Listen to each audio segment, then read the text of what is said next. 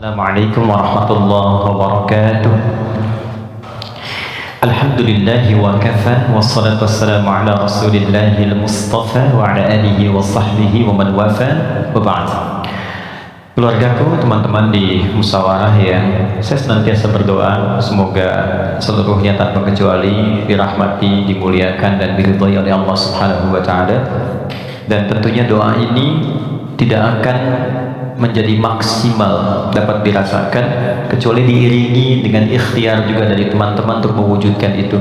Ketika seorang ibu memohon kepada Allah, ya Allah jadikan anakku anak yang saleh, tapi anaknya tidak merespon itu untuk menunjukkan dan berikhtiar mendapat kesolehan, tentu tidak mudah doa-doa itu sampai meresap ke dalam jiwa. Karena itu sekali lagi mudah-mudahan apa yang seringkali kami mohonkan kepada Allah Subhanahu wa taala ada kekuatan dan keyakinan dari teman-teman juga untuk menjemputnya, sehingga menjadikan kehidupan dan ranah yang kita pijak dalam pekerjaan profesi apapun menjadi bernilai dan membahagiakan baik di dunia ataupun di akhirat.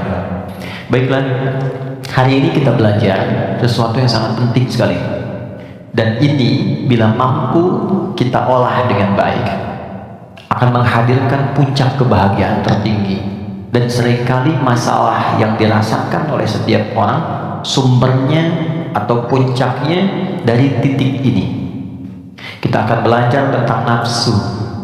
Nafsu, sering dengar ya, nafsu, tapi barangkali kita akan olah itu dari pendekatan Al-Quran.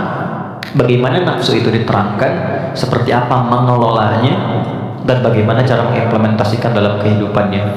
Kita bagi dalam 2 sesi, barangkali nanti kita akan ada pemaparan dan kita diskusi untuk mendalami apa yang mungkin kita bisa diskusikan. Bismillahirrahmanirrahim. Kita mulai teman-teman sekalian dari Quran surah ke-91. Nanti silahkan dicek ya.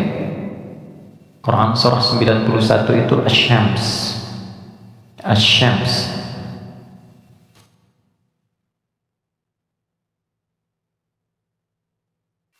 Ayat 7 sampai 10. Oke, pelan-pelan. Wa nafsin wa ma sawwaha fa'alhamaha fujuraha wa taqwaha. Ini butuh fokus agak dalam karena memang pembahasannya cukup detil, tapi saya berusaha menyederhanakan yang mampu bisa kita pahami. Wa nafsin wa ma sawwaha, dan demi nafas.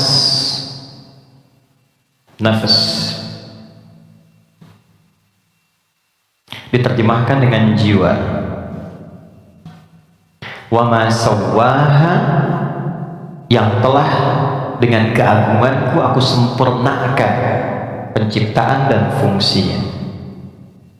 Fa'alhamaha fujuraha wa taqwaha, maka demi menyempurnakan fungsi nafas ini ditanamkanlah 2 potensi, dan ini yang akan mengendalikan semua perilaku kita dari ujung kepala sampai ujung kaki. Kuncinya ada di sini.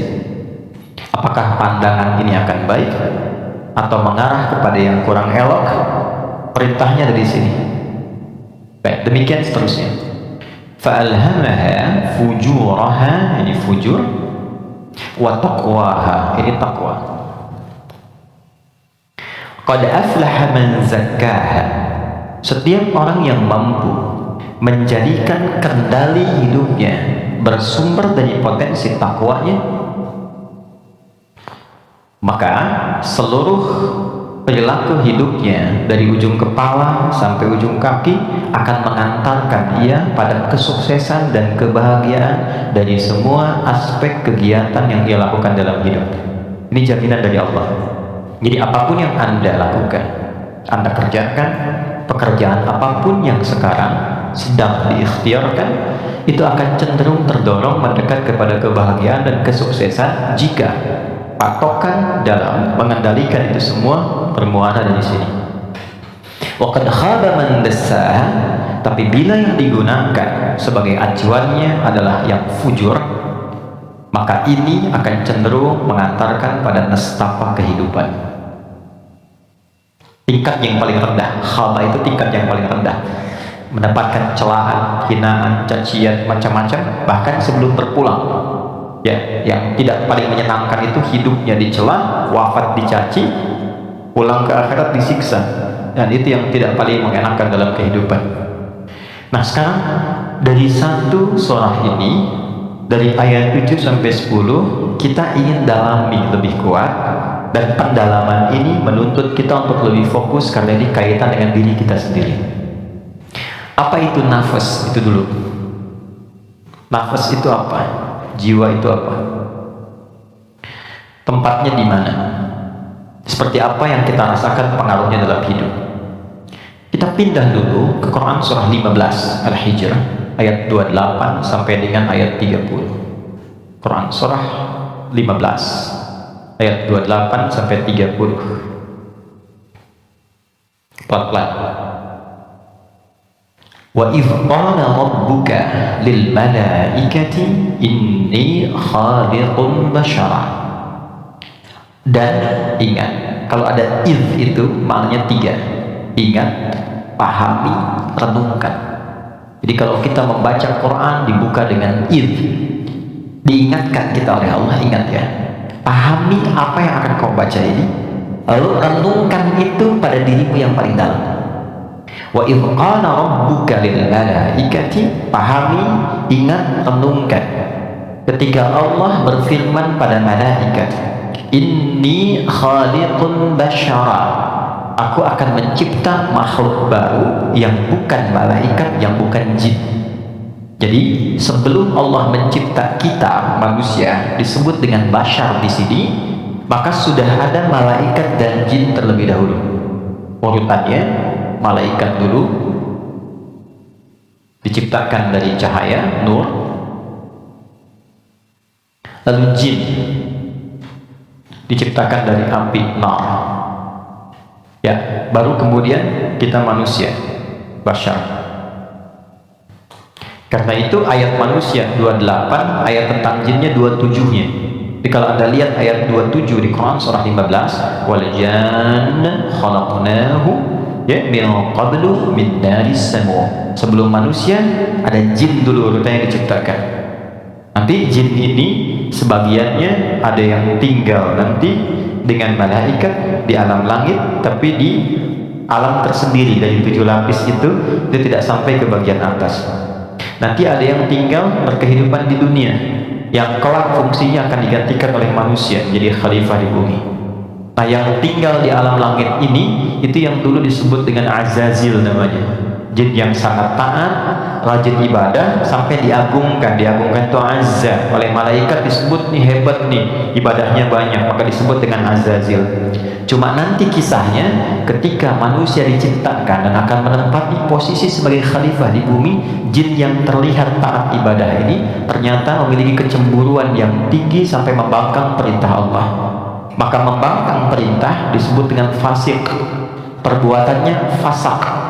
Maka berubahlah ia dari jin menjadi makhluk fasik, ya, tertutup kebaikannya dengan keburukannya. Yang menutup keburukan dengan kebaikan, ada yang buruk yang tak ingin terlihat ditutup dengan yang baik, itu namanya libas, dari kata labasa. Tapi kalau yang baik, sudah bagus, ibadah, jujur baik, ditutup dengan keburukan karena sombong misalnya, maka itu namanya dari kata balasa, makhluk yang tertutupnya disebut iblis. Maka dari situ dia menjadi iblis. Di situ ada di Quran surah ke-18 ayat ke-50. Quran surah 18 ayat 50. Wa idh qulna lil malaikati isjudu li adama fasajadu illa iblis kana minal jinni fa fasaqa an amri rabbi. Jadi iblis ini asalnya dari kalangan jin yang tadinya taat tapi tertutup oleh kesombongannya untuk memenuhi perintah Allah, dia tolak karena sombong. Ada di mana? Al-Baqarah ayat 34 dengan kalimat yang sama tapi inti yang beda. Wa idh qulna lil malaikati isjudu li adama fasajadu illa iblis aba, dia gak mau sujud, wastakbar karena sombong. Ya. Nah, Allah memurkai jin ini menjadi iblis bukan karena gak sujudnya pada Adam, tapi gak patuhnya sama Allah. Urusan jin sama Adam itu terkait jin dan Adamnya, tapi ketika tidak mematuhi Allah maka hilang sifat ubudiyahnya.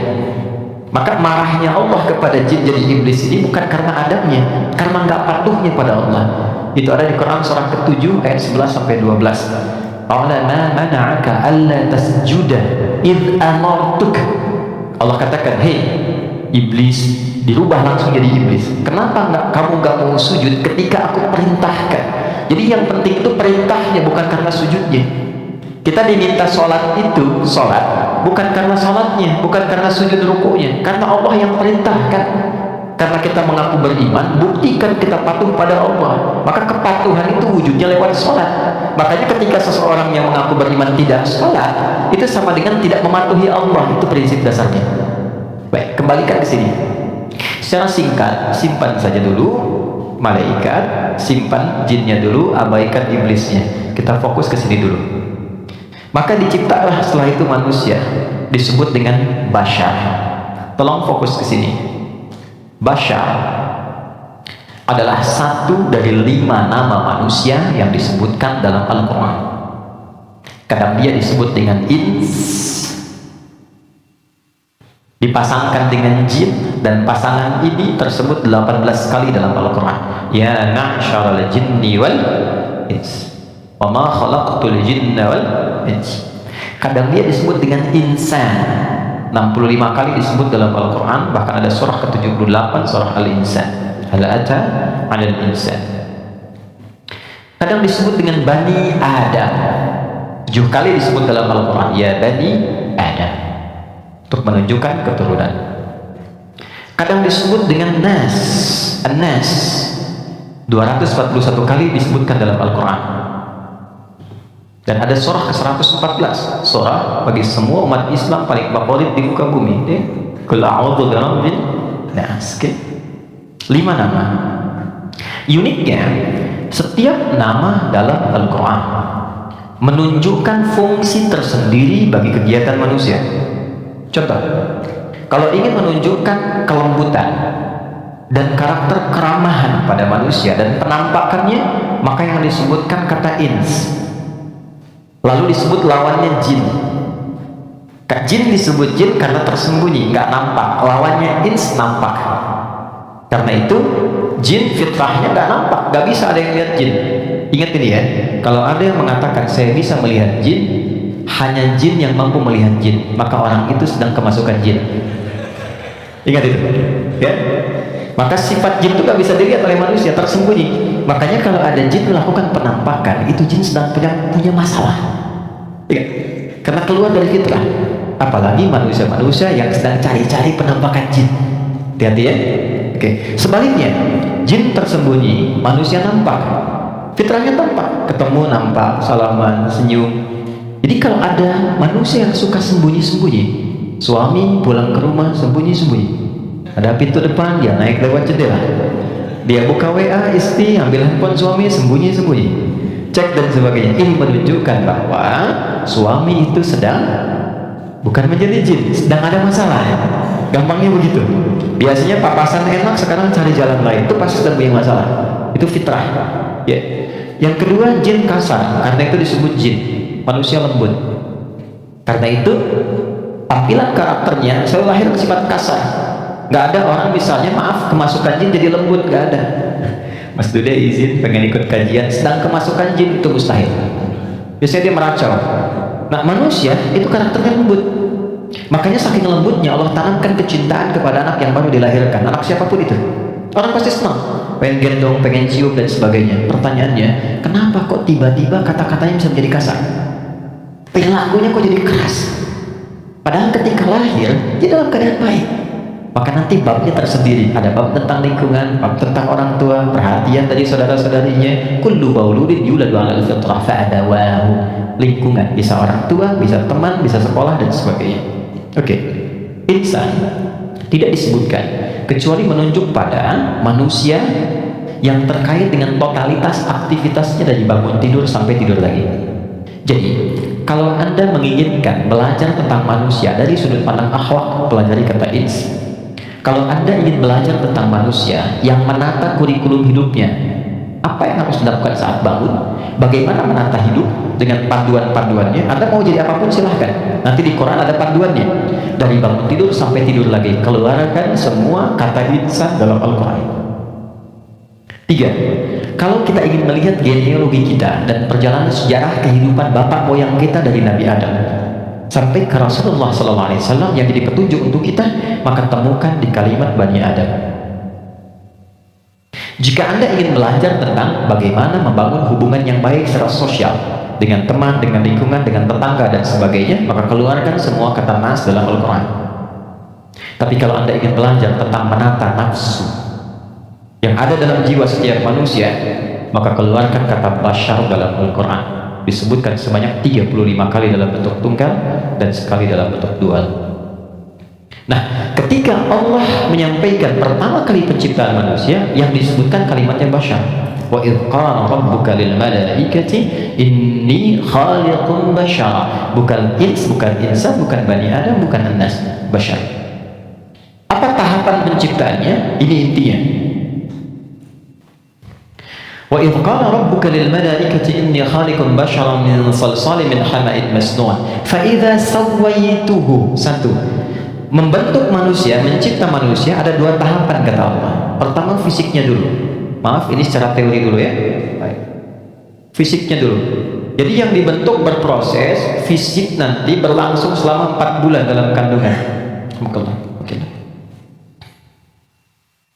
Ini detailnya ditemukan bisa di Quran surah ke-22 Al-Hajj di ayat yang ke-5, atau di Quran surah ke-23 Al-Mu'minun dari ayat ke misalnya 11 sampai dengan 15. Hadisnya di Al-Arba'in An-Nawawiyah nomor hadis yang keempat. Contoh, saya cepat bacakan. Inna ahadakum yujma'u fi batni ummihi arba'ina yawman nutfah. Setiap anak cucu Adam sebelum terlahir dari rahim ibundanya akan mengalami proses selama 40 hari pertama pertemuan spermatozoa dengan ovum, proses. Thumma yakunu mithla dzalika 'alaqah. 40 hari yang kedua membentuk zigot yang mulai menempel di dinding rahim, mulai berproses. Thumma yakunu mithla dzalika mudghah. 40 hari ketiga berbentuk mulai ada daging keratan, mudghah. Sekarang di kurikulum kedokteran di fase modul awal, namanya modul tumbuh kembang, itu sama, diksinya sama, menggunakan kata mudghah. Pernah ada anak dari UIN kedokteran datang ke saya, Ustaz saya minta belajar. Saya bilang, Anda dari mana? Kedokteran. Berikan dulu semua modul Anda ke saya untuk saya pelajari dan saya belajar dari Anda, baru kemudian Anda boleh belajar dari saya. Maka saya temukan di antara modulnya ada kata mudghah di dalamnya. Baik, itu usia 4 bulan, 40 hari ketiga. 40 kali 3, 120 hari, 4 bulan. Thumma yursalu ilaihil malak fayanfukhu fihi ruh. Ini poinnya. Di usia 4 bulan ini barulah diperintahkan oleh Allah ditiupkan roh. Karena itu kalau ada yang tengah mengandung usia 4 bulan, itu rohnya sudah masuk. Dan di situ nanti ada tuntunan bagaimana mendidik anak sejak dalam masa kandungan. Kami pernah share ini di hari Quran dan dipraktekkan. Alhamdulillah begitu anaknya mulai bicara yang keluar Quran. Dan setelah itu dicek kemudian oleh ustadz yang mengecek, ternyata telah hafal Quran 30 juz. Dalam baru bicaranya itu. Lalu diurutkan 3 tahun usia hafalan, 3 tahun usianya hafal Quran 30 juz. Di antara amalannya Quran surah ke-7 ayat 189.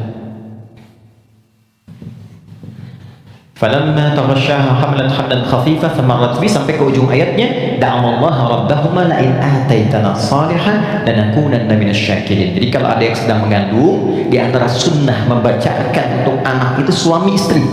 Bukan hanya istri saja, suami saja. Suami istri berdoa, itu doanya ada di Quran surah 7 ayat 189. Satu ayat ini saja. Ya, secara singkat. Saya agak cepat. Roh ditiupkan. Nah, roh ini sumber kehidupan. Saya mau tanya begini, maaf ya, ini saya sederhanakan sekali. Kalau roh sumbernya dari mana? Halo? Roh sumbernya dari mana? Allah, oke? Baik, sumbernya dari Allah. Tahu dari mana? Quran surah ke-17 ayat 85. Wa yas'alunaka 'anil ruh qul ruhu min amri rabbi. Karena roh sumber kehidupan langsung yang ditiupkan pada fisik. Jadi generator kehidupannya di sini. Kalau nggak ada roh nggak akan bergerak gini. Makanya orang meninggal dicabut rohnya sudah nggak bisa bergerak lagi. Nah, sumber roh itu sumber kehidupan dari Allah. Baik, sekarang saya tanya, kalau Allah maha baik tidak? Ada aibnya tidak? Ada cacatnya tidak?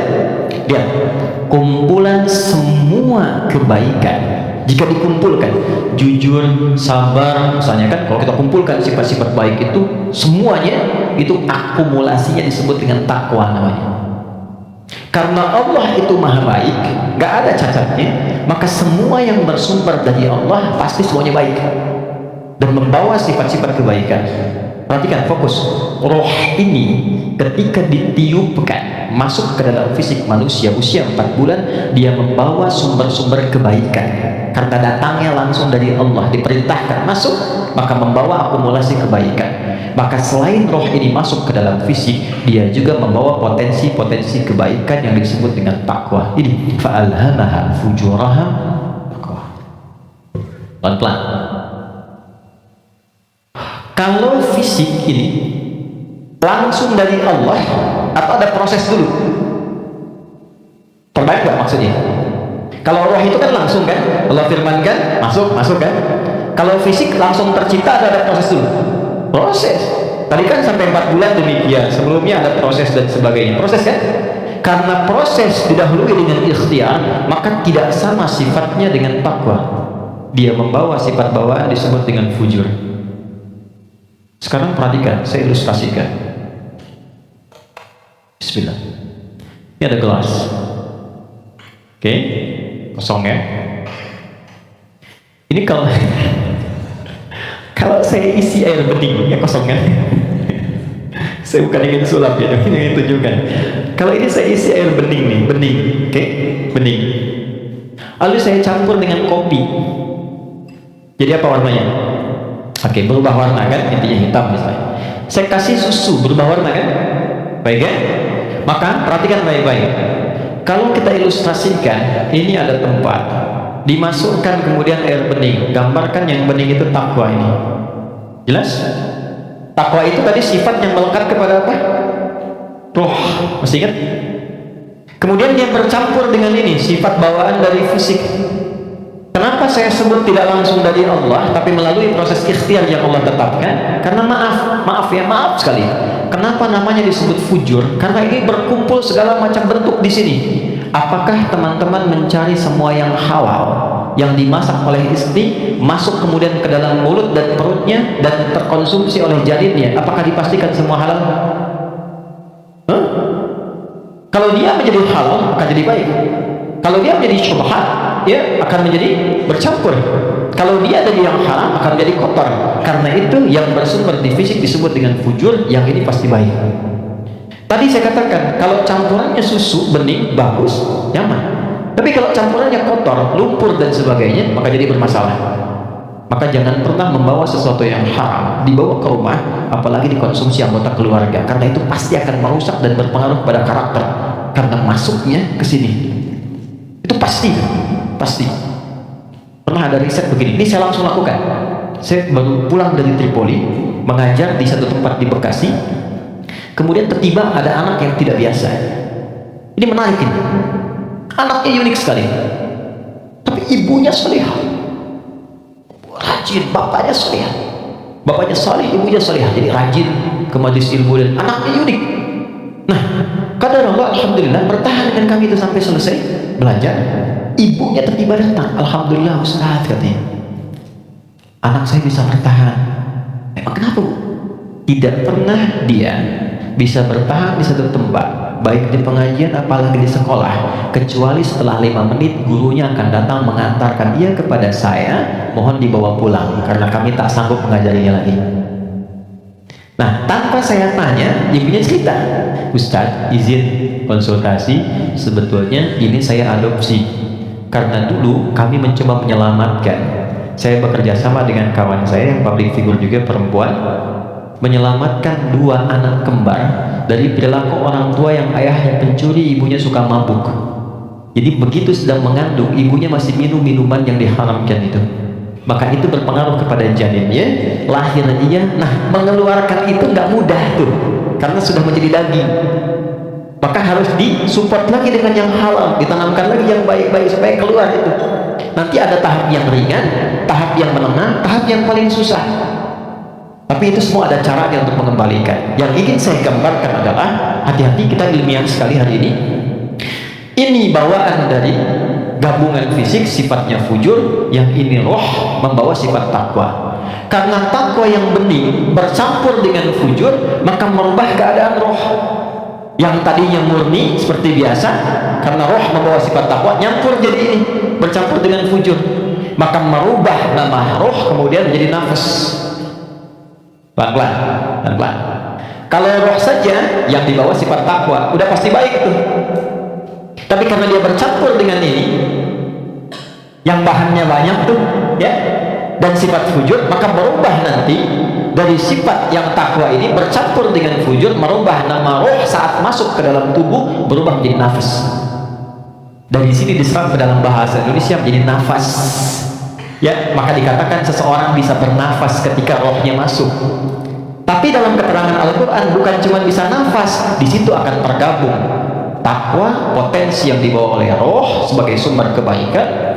Di sini ada fujur, potensi yang dibawa oleh fisik, ya, yang kadang-kadang menjadi lawan daripada sifat kebaikan.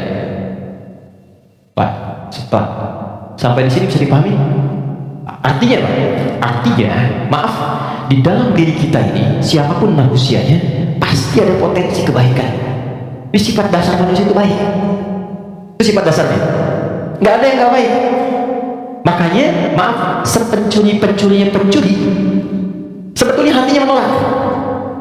Ketika akan mencuri, pasti hatinya menolak gitu. Itu salah. Karena itu pencuri nggak mau dicuri. Coba kalau 3 orang mencuri, yang satu misalnya menyembunyikan hasil curiannya, maka bosnya akan berkata, maling kamu. Padahal mereka baru maling gitu kan? Ya? Oke, pelan-pelan ya. Jadi singkatnya, di dalam diri kita terkumpul semua potensi kebaikan yang dibawa oleh roh. Dan saat yang bersamaan, ada potensi yang dibawa oleh fujur dari fisik. Ada di sini, ini lawannya. Nah, yang menarik begini, yang menarik, ini potensi takwa ini akumulasi semua kebaikan, kita sebut dengan sumber positif begini. Yang ini didesain oleh Allah sebagai lawannya, kita sebut kutub negatif begini, fujur. Pelan-pelan ya. Dan ini sudah menjadi hikmah kehidupan. Apapun yang bisa bergerak akan selalu ditemukan positif dan negatif. Anda beli robot-robotan pakai baterai, pasti ada kutub positif dan negatif kan? Ya? Proton dan neutron. Dalam proton nanti ada neuron dan macam-macam, ada partikel, ada atom dan sebagainya. Jelas ya? Ini semua hukumnya sudah begitu. Ini hukum kehidupan. Tapi kaitan dengan diri kita, ini yang harus kita sadari. Saya turunkan ke sini untuk lebih mudah. Nafas. Di sini ada takwa. Semua kumpulan sifat baik, jujur, rendah hati, kemudian sabar, dan seterusnya. Saat yang bersamaan, di sini ada lawannya, sifat fujur. Jadi kalau teman-teman di sini menemukan jujur, di sifat fujur itu ada dusta.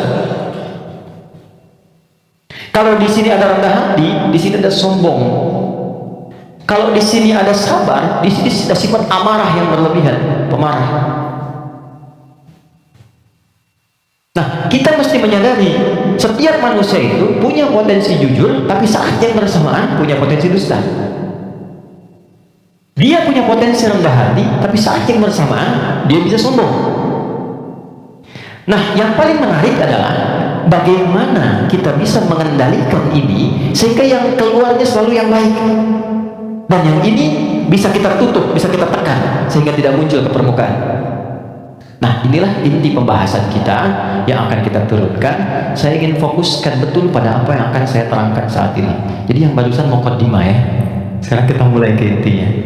Saya ingin berikan penjelasan dari akarnya dulu supaya kita paham tentang diri kita. Jelas sampai di sini? Halo? Jelas ya? Oke.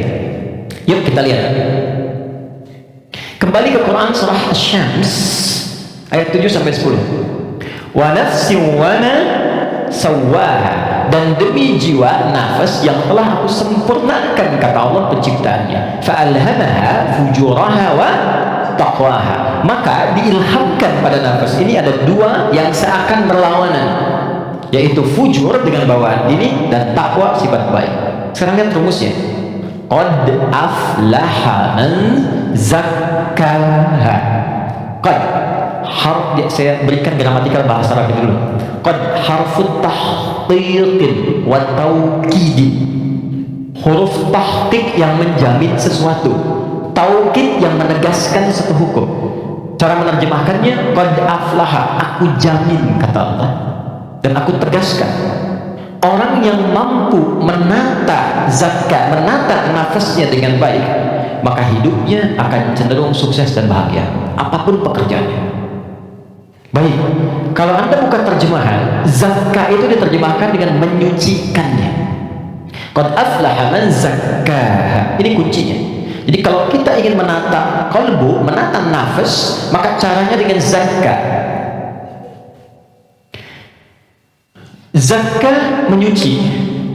Saya tanya ke akhwat ya, teman-teman, kalau menyuci itu membuang bajunya atau kotorannya? Oke, saya tanya ke teman-teman yang ikhwan yang pria. Sekali lagi saya pastikan, menyuci itu membuang bendanya atau menghilangkan kotorannya? Kotorannya. Baik, sekarang saya tanya pada semuanya, kalau tidak kotor, mungkin nggak dicuci? Hah? Halo? Kalau tidak kotor, mungkin nggak dicuci? Baik, baik. Sekali lagi, yang ketiga, yang terakhir. Jadi adanya kotor itu untuk menunjukkan yang bersih atau untuk mengotori pakaiannya? Ayo, bingung sekalian, nggak apa-apa. Manfaat kotor itu, kotor untuk menunjukkan yang bersih atau untuk mengotori pakaiannya? Bukan, yang mengotori itu andanya, gitu kan? Kotor itu diciptakan untuk mendapatkan bersihnya. Sebab kalau nggak ada kotor, nggak akan ketahuan bersihnya. Anda nggak mungkin nyuci kalau nggak ada kotoran, nggak ada kerjaan. Tapi supaya ketahuan itu bersih, ditampakkan yang kotornya. Kan harus ada pembanding. Dari mana tahunya orang itu baik? Kalau ada yang buruknya, bisa dibandingkan. Tahu dari mana dia jujur? Kalau ada bohongnya. Tahu dari mana bersih? Kalau ada kotornya. Maksud saya, kotoran itu diciptakan bukan ingin mengotori pakaiannya, tapi ingin menghasilkan kebersihan di balik kotoran itu. Karena itu menyuci itu membersihkan kotoran, bukan membuang bendanya. Tarik logika itu ke sini. Qad aflaha man zakkaha. Allah menciptakan sifat fujur bukan ingin menjadikan manusia itu terjebak dalam keburukan. Jadi jangan bertanya begini, kenapa Allah ciptakan sifat dusta? Kan saya nggak akan berdusta kalau begitu. Kenapa Allah ciptakan sifat sombong? Kan saya nggak akan sombong kalau begitu.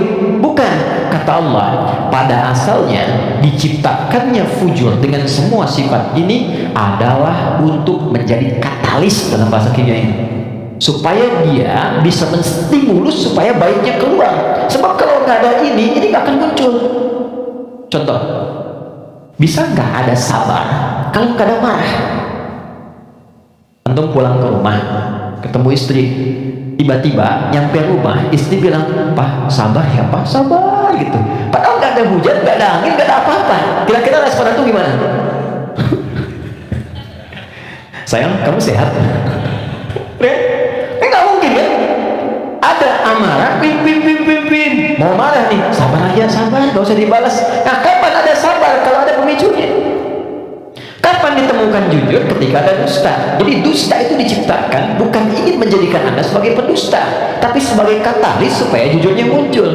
Sabar diciptakan dan marah diciptakan untuk supaya yang baiknya muncul. Sebab kalau nggak ada marah, sabarnya nggak akan naik.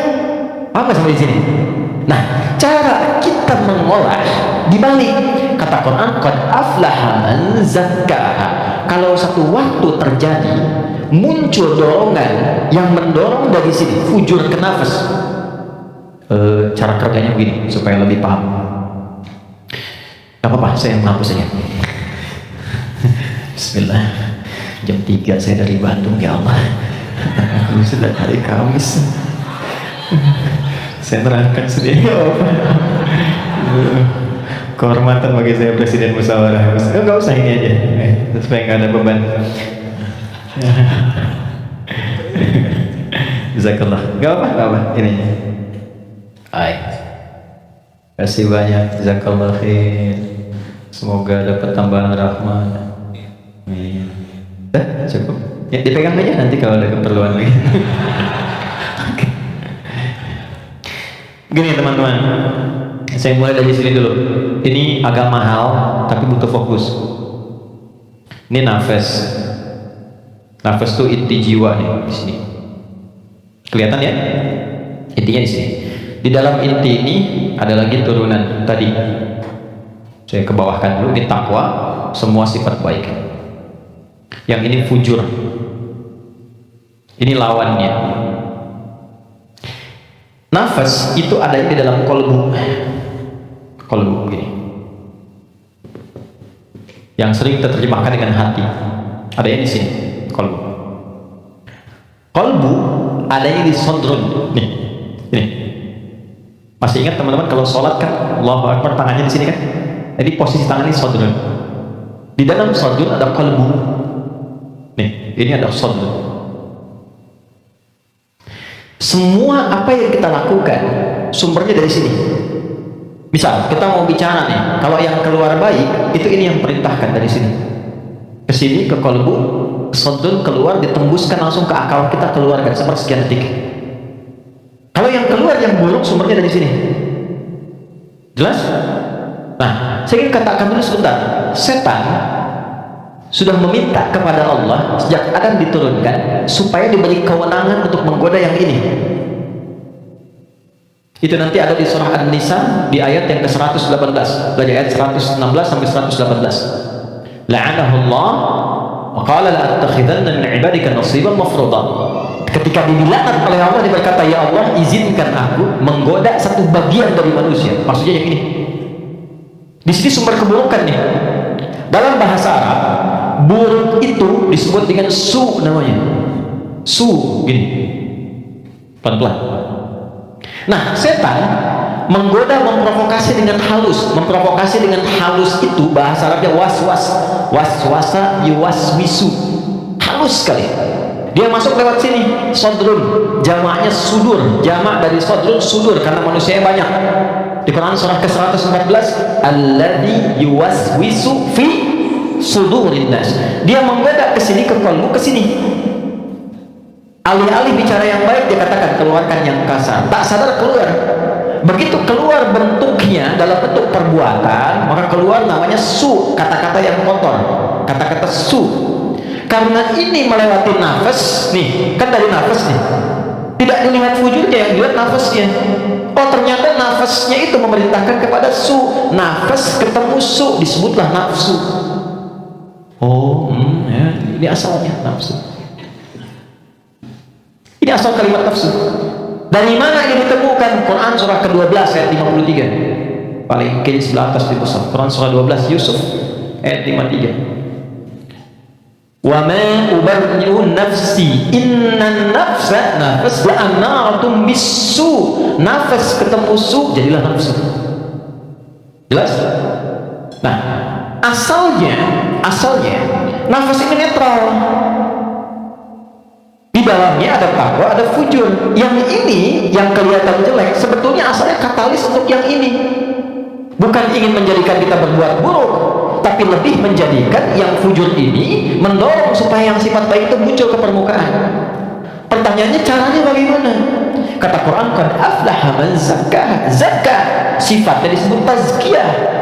Cara paling gampang memahaminya adalah ketika muncul dorongan yang kurang bagus, cari cepat lawannya yang baik, yang ini. Karena ini diciptakan untuk memunculkan yang takwa. Jadi ketika Anda menemukan ada yang dusta, bukan mengajak Anda berdusta, tapi supaya Anda memunculkan kejujuran dalam diri Anda. Ketika ada seseorang misalnya datang dengan kesombongan, maka itu adalah pelajaran bagi kita supaya jangan ikut sombong. Yang dimunculkan sifat rendah hatinya, dicari lawan terbaliknya. Itu poinnya. Prakteknya bagaimana? Contoh, apa lawan cemberut? Lawan cemberut apa? Senyum. Jadi kalau istri cemberut harusnya tuh senyum. Cemberut dititipkan kepada istri bukan membuat antum supaya marah atau menginterogasi, tapi supaya antum senyum. Antum pulang ke rumah, lihat istri sedang cemberut. Oh, cemberut, lawannya apa? Senyum. Sayang, kok cemberut? Kayaknya kenal. Sling, ada hadiah iPhone 14 Pro Max, bisa kan? Contoh. Dalam hidup itu simpel sebetulnya, cari lawannya. Sedih, lawannya apa? Senang. Ketika ada seseorang sedih, cari apa yang bisa membuat dia senang. Ya, ketika seseorang bisa sedang gelisah, cari ketenangan. Ketika ada seseorang berbuat sombong, antum datang dengan kerendahan supaya mengajarkan dia kembali kepada sifat rendah hatinya. Kalau semua orang bisa melakukan semua ini, walaupun tidak mudah mengerjakannya, maka kata Allah hidupnya akan cenderung bahagia. Itu asalnya. Tapi problemnya adalah di sini ada setan yang memberikan was-was supaya ini muncul dominan. Apa yang bisa mencegah dan menghambat setan supaya tidak menjadikan manusia dominan dengan sifat fujurnya dibanding takwanya? Sebelum sampai ke sana, saya ingin jeda dulu. Saya ingin simpulkan dulu konsep dasarnya. Jika kita ingin menata nafas dengan baik sehingga tidak didominasi oleh nafsu sifat-sifat yang kurang bagus, maka setiap mendapati kekurangan-kekurangan atau hal yang kurang positif dari siapapun lawan kehidupan kita, maka cepat munculkan lawan baiknya. Kadang-kadang yang diuji bukan kita, yang diuji orang lain, tapi yang disasar hikmahnya kita. Itu namanya fitnah. Jadi fitnah itu tidak harus selalu tuduhan, bisa jadi ujian. Misal, inna min azwajikum wa auladikum, bahkan amwalikum fitnah. Kata Allah, anak-anak itu jadi fitnah. Maksudnya apa? Kadang-kadang di anak-anak ada aktivitas-aktivitas yang mungkin tidak ideal, yang orang sebut dengan nakal. Ya, padahal tidak ada anak yang nakal. Boleh jadi anak itu dibuat aktif supaya kreativitas orang tuanya makin muncul. Jadi ketika Anda melihat anak-anak punya ekspresi tersendiri, lihat dulu dari yang kurang bagus itu apa yang dimunculkan yang baik supaya keluar. Itu caranya. Sama dengan begini, itu ada kejadian di Cianjur, musibah. Bagi warga Cianjur yang terkena, itu bala namanya, ibtila, ujian langsung yang dialami. Bagi kita itu fitnah, ujian yang diberikan ke sana, tapi hikmahnya menyentuh diri kita. Ada nggak yang terpanggil untuk datang? Betul nggak orang beriman saling merasakan? Betul nggak titipan harta itu benar-benar untuk berbagi dan sebagainya? Maka diberikan ujiannya di sana. Mungkin yang wafat di sana masuk kategori syahid akhirat. Karena di antara syahid itu kan tertimpa bebangunan, meninggal dia syahid. Kita wafat bagaimana? Maka disentuh untuk datang. Kami ke sana bangun posko, lihat teman-teman, maaf ya, ini pelajaran besar ya. Mohon kalau kurang berkenan, mohon saya dimaafkan dengan kalimat ini. Demi Allah saya katakan, rumah yang mewah sampai yang biasa hancur. Dan yang paling menarik bukan itu. Yang paling menarik hati kita untuk merenungkan, bahkan rumah yang masih bertahan pun dan masuk kategori mewah, tidak ada yang berani penghuninya untuk datang ke tempat itu. Dia lebih memilih mengungsi atau tinggal di tenda-tenda yang bahkan jauh dari kata layak. Pertanyaan saya, jadi yang selama ini dikumpulkan kerja keras siang dan malam, jadilah sesuatu yang mewah itu, kendaraan yang hebat itu, lalu untuk apa kalau tidak digunakan dan dinikmati ketika Allah memudah membalik itu dalam sepersekian detik? Maka saya katakan pada teman-teman, jangan sampai terjadi dalam satu masa, dalam satu waktu sudah kerja, lelah, capek dan sebagainya, tapi karena hubungan yang jauh dari Allah atau karena sebab tertentu justru berbalik, nikmat itu menjadi sesuatu yang bahkan tidak bisa dinikmati secara langsung. Itu pesan pertama. Tapi jangan disimpulkan bahwa di sana ada maksiat dan sebagainya, tidak ke situ arahnya. Boleh jadi mereka ditetapkan oleh Allah untuk mendapatkan kemuliaan karena datang keluarga-keluarga besar membawa sesuatu yang bahkan belum pernah mereka lihat sebelumnya, yang gak pernah menemukan makanan-makanan yang mungkin menurut kita enak dan layak, yang merasakan perhatian, merasakan bantuan-bantuan, kenal saudaranya, yang gak ada masjid dibangunkan masjid lagi, yang wafatnya syahid. Kita siapa? Dan bagaimana cara kita kembali kepada Allah Subhanahu wa Ta'ala? Nah, itu fitnah. Ujiannya di sana yang merespon kita di sini. Terkadang adanya pada tetangga kita, tetangga yang sakit dibuat sakit bukan karena ingin menjadikan dia sakit. Boleh jadi Allah ingin menguji Anda sebagai tetangganya, sikapnya bagaimana. Kita cara melihatnya. Tetangga Anda ada kekurangan, mudah bagi Allah menjadikan dia kaya. Tapi Allah titipkan kepada Anda tetangganya supaya Anda merespon harta yang Allah titipkan untuk berbagi. Contoh lain, Anda sudah ke masjid, Anda punya tetangga belum mau ke masjid, dijadikan ia menjadi tetangga Anda, bukan untuk Anda caci atau Anda katakan tuh saya punya tetangga nggak pernah ke masjid, bukan. Boleh jadi Anda ditempatkan di situ sehingga mendapat bagian dari dakwah untuk mendoakan dia supaya ke masjid. Ada orang bertanya, saya tanya begini, satu jamaah, apa hukumnya ada tetangga masjid tinggal di samping masjid 5 meter jaraknya dari masjid, bahkan toa masjid menghadap ke rumahnya begini, tapi dia belum mau ke masjid? Oh, jawabannya beragam. Dosa Ustaz, haram Ustaz. Ada yang bilang bakar rumahnya. Hukumnya ajak dia ke masjid. Hukumnya ajak dia ke masjid. Ini sederhana, tipis bahasanya, tapi kalau kita praktikkan dalam kehidupan di rumah tangga, suami dengan istri, dengan anak, anak dengan ayah, dengan ibu, ini dibawa. Kita datang ke ibu sedang cemberut, buat beliau tersenyum. Lihat pasangan sedang gelisah, buat dia lebih tenang. Lihat anak sedang menangis, buat dia tertawa. Nabi SAW kedatangan seseorang menyampaikan, ya Rasulullah, si fulan berjuang fi sabilillah, ikut ke medan perang, tapi ibunya menangis. Dipanggil oleh Nabi anak itu, katakan, irji', pulang kamu, bikin ibumu tertawa seperti engkau membuatnya telah menangis.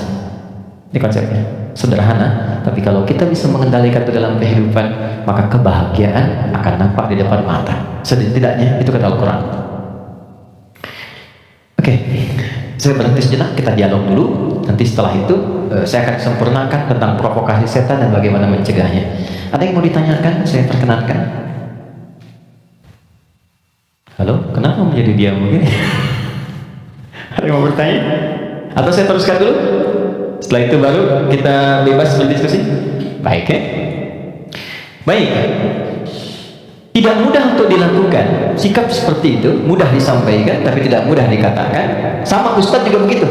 Sama saja, godaannya sama. Mau Ustadz mau bukan sama. Makanya jarang ada Ustadz ceramah bawa istrinya. Baik. Ini live gak ya? Oke, aman ya. Baik, saya kembalikan ke sini. Kenapa? Karena sama, ada setannya. Ini poinnya.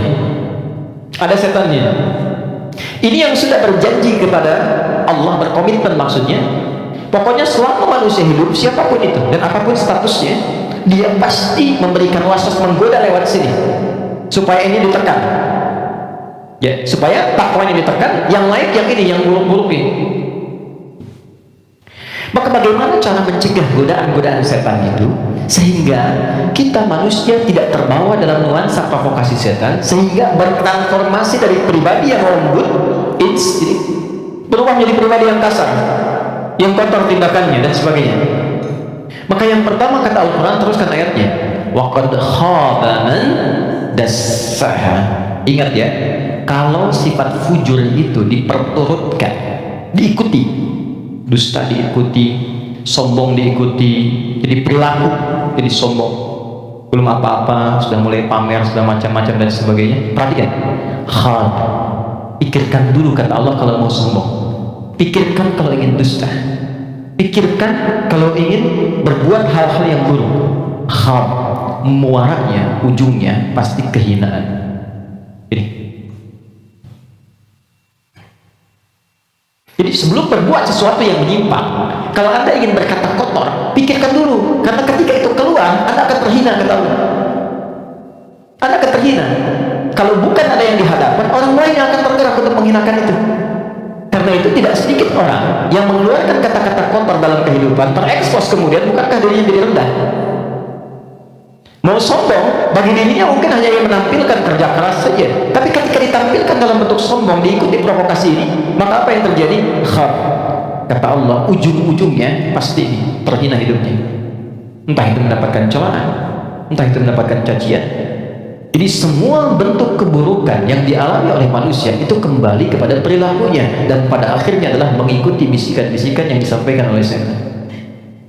Jadi yang pertama kali, kalau terfikir sesuatu yang buruk, langsung kata Allah pikirkan, maaf ya, jangan kerjakan. Kalau tidak, kamu akan terhina di ujung. Maaf sekali lagi, maaf. Seseorang ketika berbuat korupsi misalnya, dia merasakan akan mendapatkan sesuatu yang besar. Tapi Quran nasihati jangan lakukan, karena kamu akan terhina.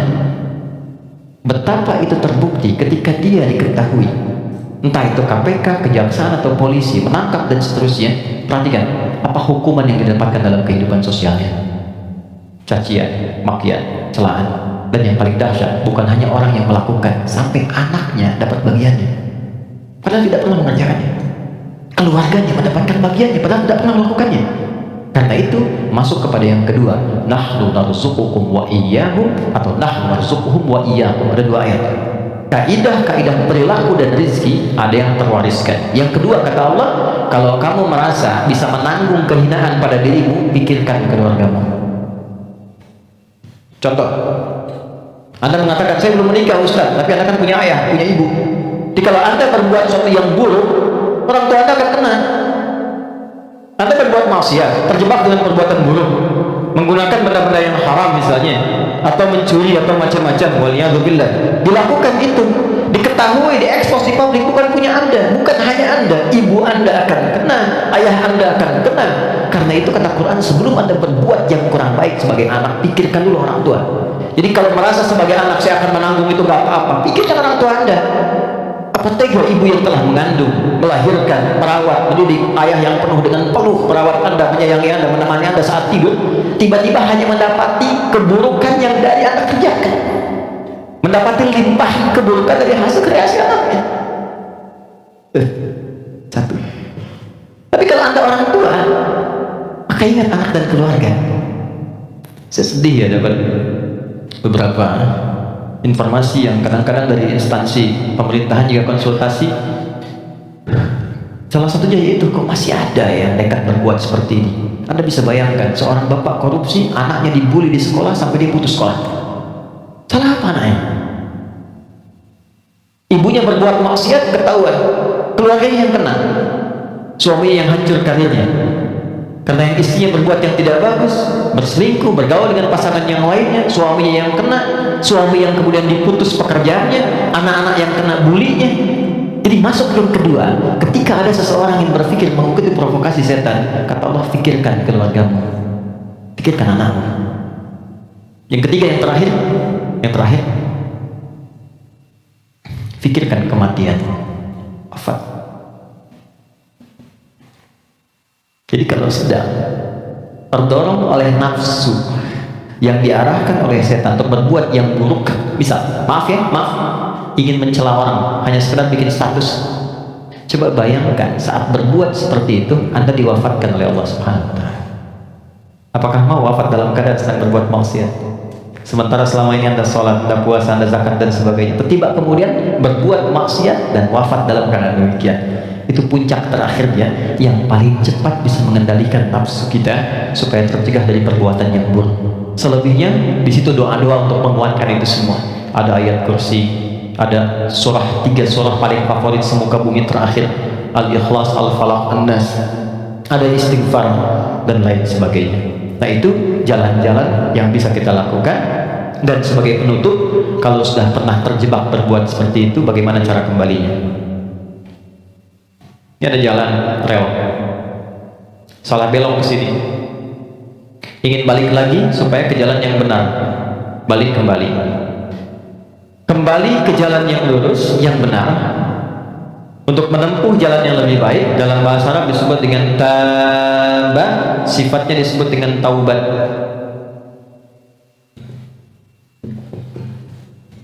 Maka muncullah ayat taubat, Quran surah ke-4 ayat 17. Quran surah ke-4 ayat 17. Saya berhenti dan berakhir di sini. Ada? Innamat taubatu 'ala Allahi lil ladzina ya'maluna as-su'a bi jahalatin thumma yatubuna min qarib. Masih ingat teman-teman, kalau perbuatan dari nafsu jadi wujud perbuatan, maka disebut apa namanya? Perbuatannya disebut apa? Masih ingat gak? Kalau lupa suka nggak ingat tuh. Masih ingat kan? Kan? Oke. Sekarang di ayat itu, innamat taubatu 'ala Allahi lil ladzina ya'maluna as-su'. Kata Allah, kalau ada yang pernah terjebak berbuat buruk dalam hidup, kata-katanya keluar kotor, tindakannya nggak bagus, hartanya didapatkan dari jalan yang tidak baik misalnya, terus dia ingin merubah itu, dia merasa sudah diprovokasi oleh setan, terjebak oleh nafsu, pengen berubah, pengen menghilangkan itu semua, maka apa yang harus dilakukan? Tsumma yatubuna min qarib. Ini yang indah nih, bab ini yang paling penting, mohon fokus baik-baik. Ini yang paling penting dan ini yang paling dahsyat yang bisa kita dapat di saat ini. Tsumma yatubuna min qarib. Ini kalimatnya. Perlu dihapus dulu, biarkan dulu saja. Teman-teman begini. Kemudian saat dia sadar itu salah, dia bergegas ingin segera memperbaiki. Kalimat ini menjadi mahal karena ada informasi di dalamnya dan ini rahasia. Mohon dijadikan antara kita saja di hari ini. Perhatikan kalimatnya. Pernyataan. Maaf. Seburuk-buruknya perbuatan yang pernah dikerjakan oleh manusia, rahmat Allah menjadikan setiap manusia itu selalu mendapat kesempatan cahaya untuk kembali. Karena itu, seburuk apapun perbuatan yang pernah dilakukan, pasti akan ada kilatan di hati kita yang mengingatkan, apa masih mau begini terus? Bisa nggak saya berubah? Pernah nggak merasakan itu? Ya, bisa nggak saya tahajud malam? Bisa nggak saya sholat? Sampai kapan saya mau begini? Nah, itu yang mahal. Kadang-kadang datangnya lewat renungan, kadang-kadang datangnya lewat pandangan. Misal Anda pulang dari pekerjaan, kok tiba-tiba Anda lewat ke depan masjid yang banyak orang sedang menunaikan sholat. Tiba-tiba Anda lewat ke pesantren yang anak-anak kecil sudah bawa mushaf, pengen menghafal. Sedang melihat kan? Pertanyaan saya, kok bisa Anda lewat situ padahal bisa melalui jalan yang lain? Itu kalau bukan sayang Allah, gak mungkin diberikan demikian. Kadang-kadang lewat pendengaran, kadang-kadang pendengaran dan penglihatan. Pendengaran bisa taklim di Masjid Raya Pondok Indah, atau misalnya RBJ di sini, suara keluar, Anda lewat situ. Begitu Anda lewat, terdengar kalimat bertobatlah kepada Allah sebelum kita semua wafat. Padahal kalimat itu ditujukan pada jamaah yang di dalam, tapi suaranya keluar, Anda yang dengar. Kok bisa Anda dengar itu? Kadang-kadang pendengaran dan penglihatan, Anda pengen lihat YouTube, ngecek yang lain, tapi yang keluar pengajian. Yang paling dahsyat jawaban dari pertanyaan Anda selama ini. Nah, itu yang dimaksudkan. Kalau Anda mengalami momentum seperti itu, kata Quran, cepat ambil. Karena Allah sedang memberikan kasihnya secara langsung tanpa campur tangan siapapun. Biasanya, kalau dalam kondisi seperti itu disambut oleh seorang hamba, maka muncullah rahmat Allah pada saat itu yang akan langsung merubah hamba itu menjadi kekasih Allah Subhanahu wa Ta'ala. Makanya tidak sedikit orang menjadi kekasih Allah. Kekasih itu maksudnya sangat dekat dengan Allah sampai doa pun baru minta dijawab. Siapa di antara mereka aulia Allah itu?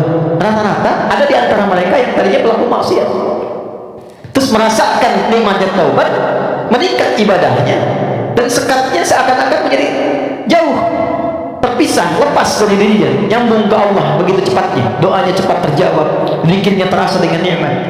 Itulah aulia Allah. Nah, jadi yang ingin saya katakan adalah, kalau satu kali berbuat salah, terfikir, kemudian ada kilatan di hati kita, di pikiran kita, atau mendengar atau melihat sesuatu mengarahkan kita untuk bertobat, cepat ambil itu, cepat ambil. Itu yang dimaksud Quran surah ke-29 di ayat yang terakhir, walladzina jahadu fina lanahdiyannahum subulana. Setelah itu, sesali perbuatan yang pernah dikerjakan, minta ampun pada Allah. Kalau terkait dengan manusia, minta maaf, datangi, dan jangan merasa sungkan. Jangan merasa sungkan. Kenapa berani berbuat salah tapi tidak berani meminta maaf? Datangi, minta maaf.